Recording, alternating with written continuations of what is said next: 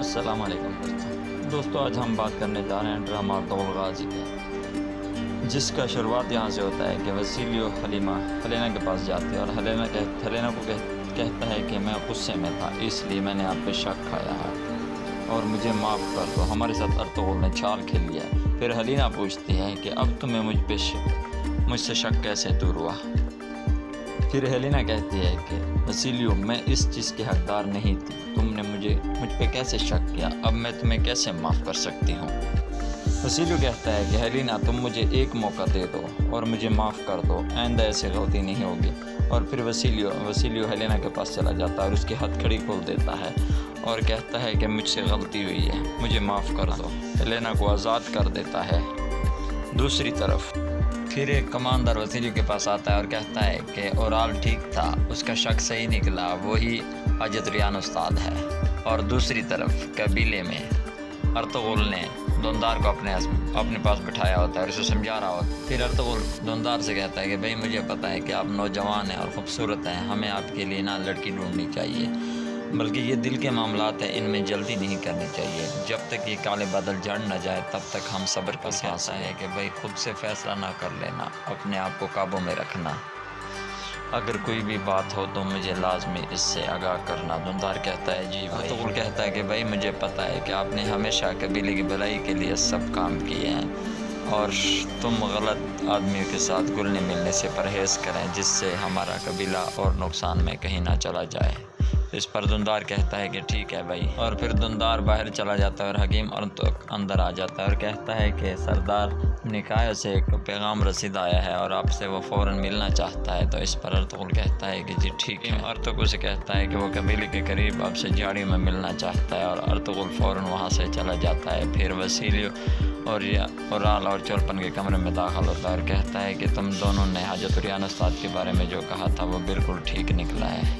چولپن سے کہتی ہے کہ تم جاؤ اور ہیلینا کو خوش کر لو، اور اس کے بعد چولپن وہاں سے چلی جاتی ہے۔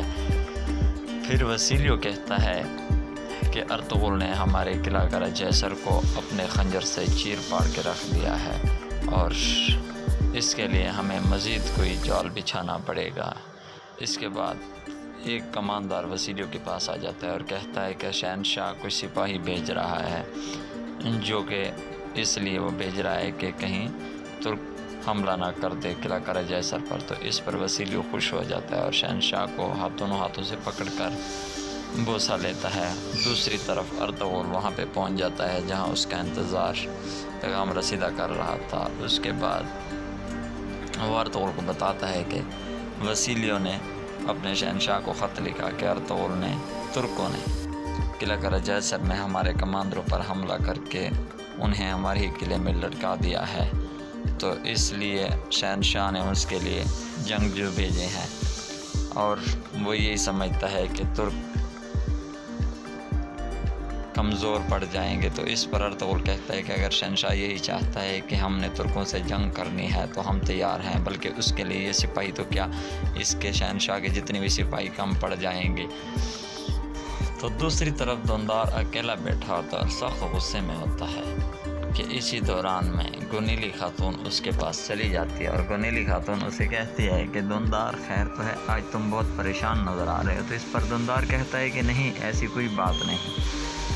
اور پھر گونیلی خاتون کہتی ہے کہ اگر میری وجہ سے آپ پریشان ہیں تو میں آپ کو تنگ نہیں کرنا چاہتی، بلکہ میں چلی جاتی ہوں۔ اور جب گونیلی خاتون وہاں سے جانے لگتی تو دوندار روک لیتا ہے اور کہتا ہے کہ ایسا لگتا ہے کہ میں اپنے بھائیوں کا سکا بھائی ہی نہیں ہوں بلکہ ان کا دشمن ہوں، جیسا سلوک انہوں نے میرے ساتھ کیا ہے۔ اور پھر گونیلی خاتون کہتی ہے کہ اگر تم دونوں بھائیوں کے درمیان میں میری وجہ سے دراڑ پڑ جائے گی تو میں کبھی آپ کے درمیان نہیں آؤں گی۔ تو پھر کہتا ہے دوندار کہ ہم دونوں نے پیار کیا ہے اور میں کبھی ہار نہیں مانوں گا۔ تو اسی طرح وہ گونیلی خاتون کو سمجھاتا ہے اور پھر دوندار اپنی والدہ کے پاس چلا جاتا ہے۔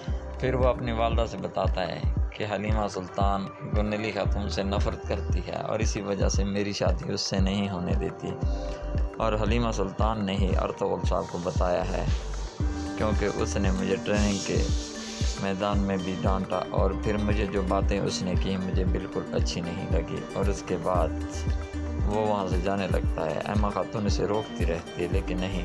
इसी दौरान में अर्तुगरुल भी आ जाता है और अब्दुर्रहमान के साथ खड़ा हो जाता है।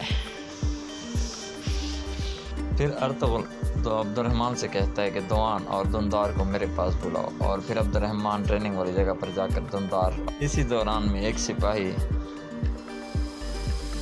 असलहान के पास जाता है और इसे कहता है कि कोनिया से एक पैगाम रसीद आया है, और पैगाम रसीदा को बुला लेती है कि हाज़िर करो। जब वो आता है तो उसको अमीर हज़रत ने ख़त दिया होता है और वो ख़त पढ़कर बहुत परेशान हो जाती है। दूसरी तरफ दुंदार और दोआन अर्तुगरुल के पास पहुंच जाता है और अर्तुगरुल उसे कहते हैं कि आपको एक अहम जिम्मेदारी देनी है, आपने सुबह सवेरे यहाँ से निकलना है। अर्तुगरुल साहब उसे समझाता है कि वो पैगाम मैं लिख के नहीं दे सकता, बल्कि आपको ज़बानी याद रखना होगा। और दूसरी तरफ वो ख़त पढ़कर बहुत परेशान सी हो जाती है। हलीमा सुल्तान पूछती है कि क्या मसला है, तुम क्यों परेशान हो? तो वो कहती है कि अमीर हज़रत ने कहा है कि तुम मेरी वालदा से मिलो। फिर गुनीली खातून अपने काम में मसरूफ़ होती है कि इतनी देर में दुंदार भी वहाँ पे पहुँच जाता है। और दुंदार गुनीली से पूछता है कि तुम इतनी परेशान क्यों हो? तो इस पर गुनीली खातून कहती है कि मैं आप दोनों के भाइयों के दरमियान दरार नहीं डालती। और इस पर दुंदार कहता है कि नहीं, ऐसा कोई मसला नहीं है, हम जल्द ही शादी के बंधन में बंधे जाएंगे। तो इस पर गुनीली पूछती है कि कब? दुंदार कहता है कि मुझे कुछ अहम जिम्मेदारियां दी गई है, मैं वो निभा लूँ उसके बाद। फिर गुनीली एक रुमाल निकाल के देती है और कहती है कि ये रुमाल हमेशा आपको मेरी याद दिलाएगी। फिर ये दुंदार कहता है कि मैं कोनिया तक ये रुमाल अपने मुँह पर ही बांधे रखूँगा। और दूसरी तरफ फिर अर्तुगरुल साहब अलियार से कहता है कि तीऊ आपकी ज़िम्मेवारी है और मैं अब अपने किले जा रहा हूँ। इसके अलावा अजार साहब पर भी आपने नज़र रखनी है। तो इसके बाद वहाँ से रुखसत होकर अपने किले जाता है। दूसरी तरफ अजार साहब ने कुछ बुज़ुर्गों को बुलाया होता है कबीले में अपने खैमे में, और उन्हें कहता है कि जितना जल्दी हो सके हम अलियार और अर्तुगरुल के जुल्म से छुटकारा पा लें, क्योंकि उनकी नज़र हम पे है। और एक सिपाही भी बोलता है कि हाँ, उनकी नज़र भाई हम पे है।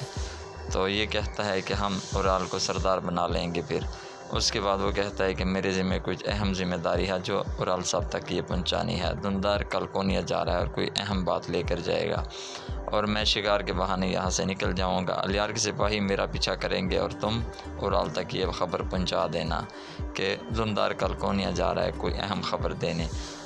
और उसके बाद अलियार साहब के पास असलहान आ जाती है और कहती है कि अमीर हज़रत ने ख़त भेजा और कहता है कि तुम मेरी वालदा से मिलो और हम जल्द ही शादी की तैयारियां कर लें।